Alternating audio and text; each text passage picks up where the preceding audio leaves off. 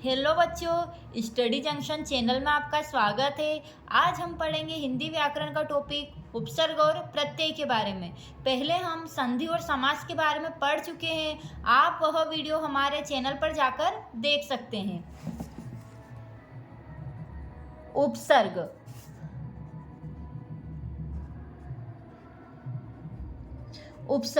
उपसर्ग क्या होता है? उपसर्ग की परिभाषा के पहले अपन उपसर्ग का मतलब जान लेते हैं। उपसर्ग क्या है?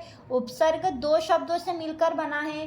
उप मतलब होता है समीप, प्लस सर्ग मतलब होता है सृष्टि करना।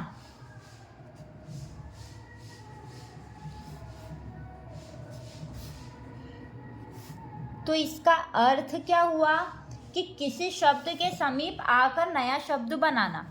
उप और समीप दोनों का अर्थ क्या हुआ कि किसी शब्द के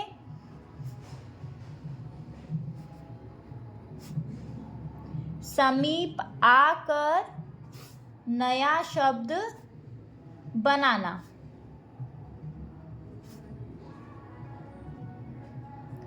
अब हम उपसर्ग की परिभाषा देखते हैं। उपसर्ग की क्या परिभाषा होती है?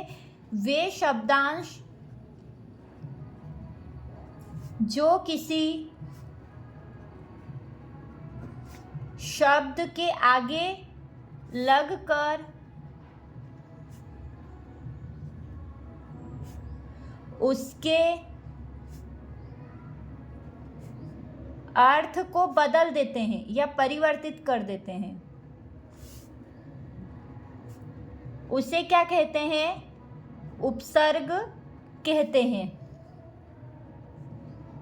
उपसर्ग की परिभाषा क्या होती है? किसी शब्द के आगे लगना। ऐसे शब्द जो किसी शब्द के आगे लग जाते हैं और उसका जो भी अर्थ होता है उसको ही परिवर्तित कर देते हैं, वो क्या होता है? उपसर्ग। अपन उदाहरण देखते हैं इसके। अपन ने उदाहरण जैसे है अ प्लस धर्म। अ क्या है? उपसर्ग। धर्म क्या है? शब्द। तो ये क्या हुआ? धर्म के आगे क्या लग गया? अ। तो इसका मतलब क्या हो गया? अधर्म। क्या हुआ? परिवर्तन हुआ। तो ये इसका अर्थ परिवर्तन कर दिया। तो ऐसे शब्द जो किसी शब्द के आगे लगकर उसका अर्थ परिवर्तन कर देते हैं वो होते हैं उपसर्ग। जैसे कि उप प्लस कार, तो इसका क्या हो गया? उपकार। आया समझ में? नी प्लस डर, क्या हो गया? निडर। ऐसे कई आप उदाहरण इसके देख सकते हैं। जैसे परा प्लस जय, क्या हो जाएगा? पराजय। आया समझ में उपसर्ग का? क्या उपसर्ग ऐसे शब्द जो किसी शब्द के आगे लगते हो। ठीक है, अब हम समझेंगे प्रत्यय।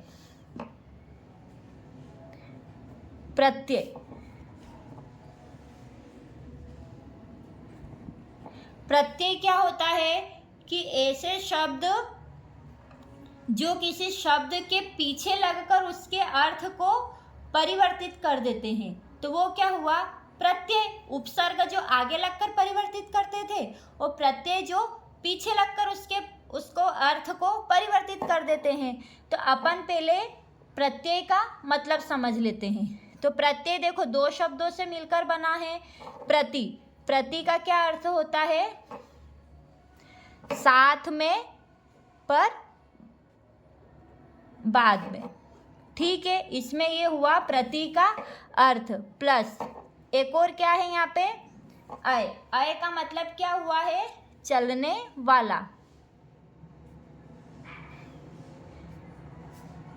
प्रति का अर्थ आप कैसे समझ सकते हैं? साथ में। अय का मतलब हुआ चलने वाला। इसका मतलब क्या हो गया? शब्द का अर्थ है पीछे चलना।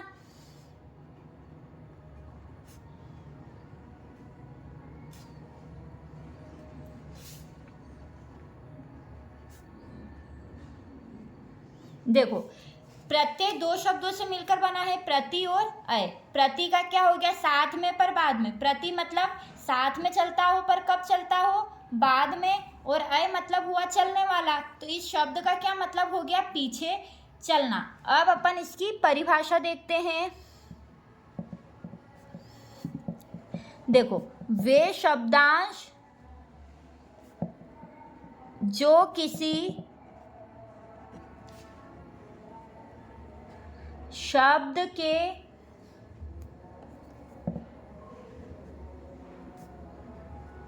पीछे जुड़कर उसके अर्थ को बदल देते हैं, उसे प्रत्यय कहते हैं।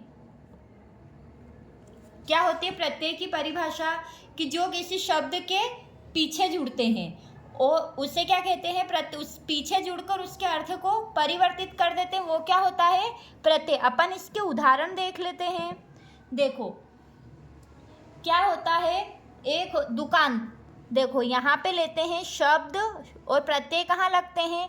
पीछे। तो यहाँ पे अपन क्या लिखेंगे? प्रत्यय। अब प्रत्यय कौन? अपन ने शब्द लिया यहाँ पे दुकान, अब यहाँ पे क्या हो? प्रत्यय हुआ दार।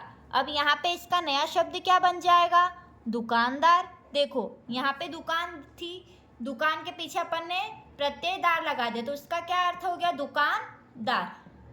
अब अपन यहाँ पे लेते हैं दूध, यहाँ पे लगा देते हैं वाला प्रत्यय, वाला प्रत्यय लगाते हैं, तो इसका क्या अर्थ हो जाएगा? दूध वाला। आया समझ में ये आपको? उपसर्ग में अपन ने क्या पढ़ा था कि जो शब्दों के आगे लगता है, और प्रत्यय, प्रत्यय मतलब पीछे, पर से पता चल रहा है जैसे कि पीछे लगना, तो प्रत्यय कहाँ लगते हैं? शब्दों के पीछे। और उपसर्ग, उपसर्ग लगते हैं आगे। तो आपको आया उपसर्ग और प्रत्यय का टॉपिक समझ में? अगर आपको वीडियो पसंद आए तो आप हमारे चैनल को लाइक, सब्सक्राइब और शेयर जरूर करें।